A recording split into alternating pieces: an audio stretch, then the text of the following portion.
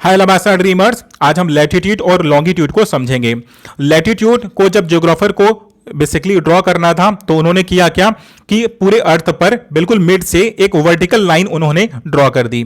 अब इस vertical line से फिर किया क्या, बिल्कुल मिड से एक और हॉरिजॉन्टल लाइन उन्होंने ड्रॉ किया। अब इस हॉरिजॉन्टल लाइन को उन्होंने रेफरेंस पॉइंट बोला और इसे इक्वेटर नाम या 0 डिग्री नाम दे दिया।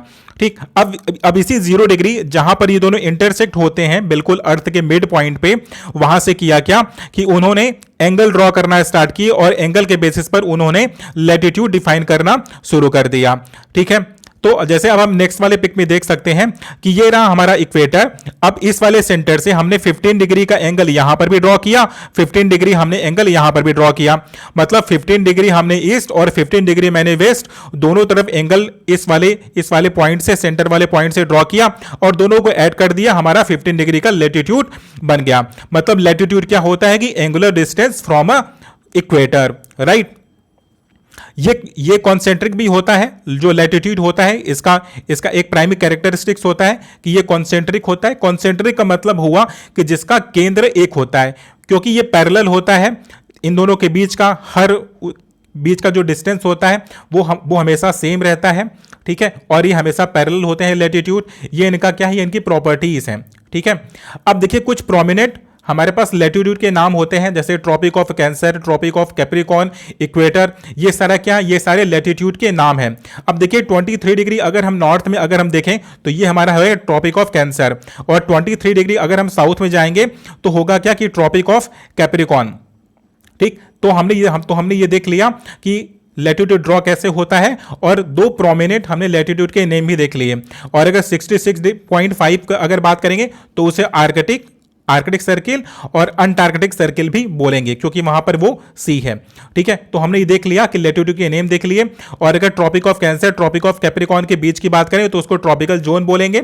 उसके बाद ये है टेम्परेट जोन और उसके बाद ये है पोलर जोन, राइट। उसके बाद हम बात करेंगे लॉन्गिट्यूड का। देखिए लैटिट्यूड जब हमें ड्रॉ करना था तब तो हमने एक वर्टिकल लाइन खींची और बिल्कुल हॉरिजॉन्टल लाइन खींच करके इंटरसेक्ट से उस रेफरेंस लाइन से हमने लैटिट्यूड को ड्रॉ कर दिया। लेकिन जब हमें लॉन्गिट्यूड को जब ड्रॉ करना हुआ तब हमने किया क्या कि हमने ये देखा कि इसको पूरा 360 डिग्री मान लिया। मतलब ये हुआ, उस वक्त यूके क्या था कि यूके सबसे ज्यादा पावरफुल कंट्री था, तो प्राइम मेरिडियन एक लाइन हमने बिल्कुल एक इमेजिनरी ऐसे एट अ रैंडम हमने ड्रॉ कर दिया और उसको हमने मान लिया कि अब ये होगा मेरा 0 डिग्री।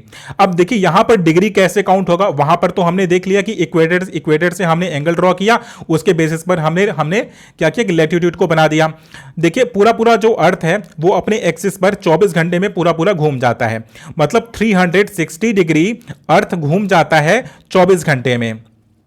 ठीक है, तो अगर 24 घंटे में 360 डिग्री घूम जाता है, अगर हम इसको 12 से डिवाइड कर दें, ठीक, तो ये हो जाएगा 30 डिग्री। मतलब हर 2 घंटे में ये 30 डिग्री क्या करेगा, मूव करेगा। तो 1 घंटे में कितने डिग्री मूव करेगा, 15 डिग्री। मतलब ये हुआ कि जैसे जैसे अर्थ रिवॉल्व होता है, जैसे जैसे अर्थ घूमता जाता है, उसके बेसिस पर हमने किया क्या कि ये लॉन्गिट्यूड को हमने ड्रॉ किया है। कितने लॉन्गिट्यूड, अब बिल्कुल वैसे ही हमने किया क्या कि हम 180 डिग्री ईस्ट के साइड चले गए और 180 डिग्री हम वेस्ट के साइड चले गए। ठीक है, 180 डिग्री हम ईस्ट के साइड चले गए, 180 डिग्री हम वेस्ट के साइड चले गए, और इसी के ठीक अपोजिट में हमें एक और लाइन मिलेगा। इसको तो बोलते हैं कि प्राइम मेरिडियन लाइन। ठीक, और ग्रीनविच की रेखा, इसे ग्रीनविच रेखा भी बोलते हैं। इसी के ठीक अपोजिट में मिलेगा आपको इंटरनेशनल डेट लाइन। ठीक है, अब आप इस वाले पिक्चर में बड़ा साफ साफ देख सकते हो कि हमने किया क्या कि इसको पूरा 360 मान लिया।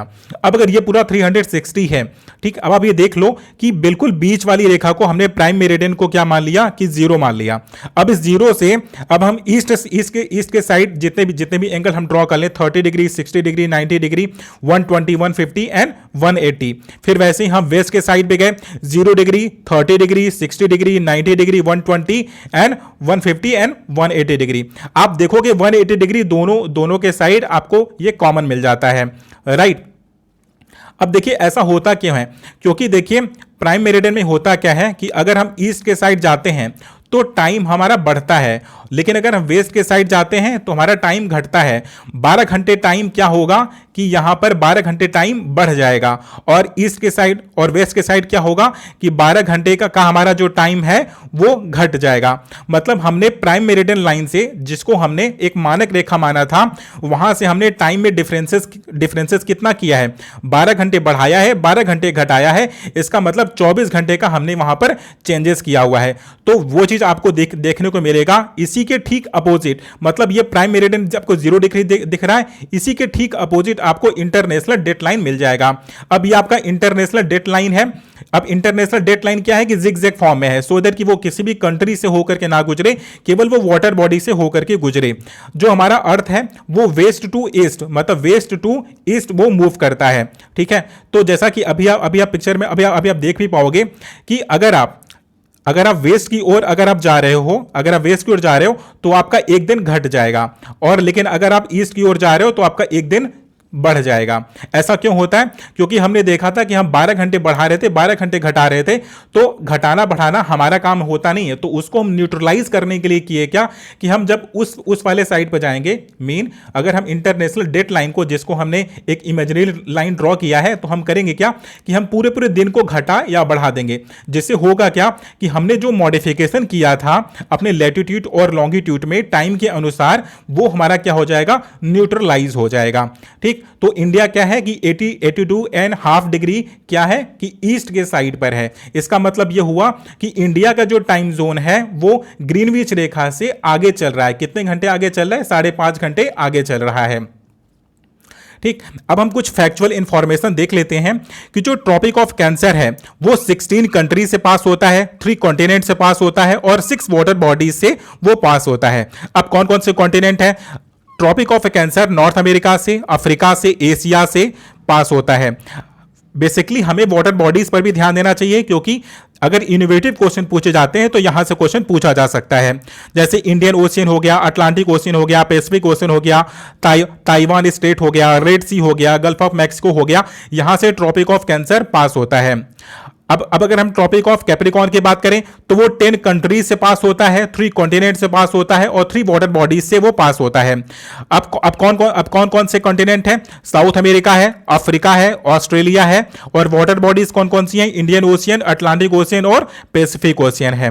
ठीक वैसे ही अगर हम देख लें इक्वेटर कहां से पास होता है?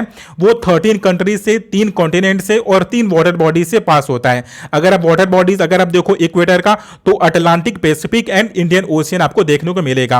और इक्वेटर बेसिकली इंडिया में, मतलब एशिया में कहां से पास होता है? मालदीव से, इंडोनेशिया से एंड किरिबाती से। अब ये किरिबाती यूजुअली आपको मैप में बड़ा छोटा सा दिखेगा, इसलिए आप मानचित्र में बड़े ध्यान से देख लीजिएगा। और उसके बाद हम बात करेंगे प्राइम मेरिडियन पासेस कि मीन जो प्राइम मेरिडियन मतलब क्या कि जो हमारी ग्रीनविच रेखा है, अब ये ग्रीनविच रेखा कितनी कंट्रीज से होकर के गुजरती हैं? वो 8 कंट्रीज से गुजरती हैं, और कितने कॉन्टिनेंट से? 3 कॉन्टिनेंट से होकर के गुजरती हैं, 6 वाटर बॉडीज से होकर के गुजरती हैं। सबसे ज्यादा जो वाटर बॉडीज से गुजर रही हैं कौन सी? प्राइम मेरिडियन की रेखा ही गुजर रही है। ये इंपॉर्टेंट है कि यूरोप, अफ्रीका, अंटार्कटिका और जो वाटर बॉडीज हैं, इसको आप मैप में जाकर के एक बार निहारिएगा जरूर, एक बार आप देखिएगा जरूर, सो दैट कि आपके सारे कॉन्सेप्ट क्लियर हो जाएं। Thank you so much for watching the video.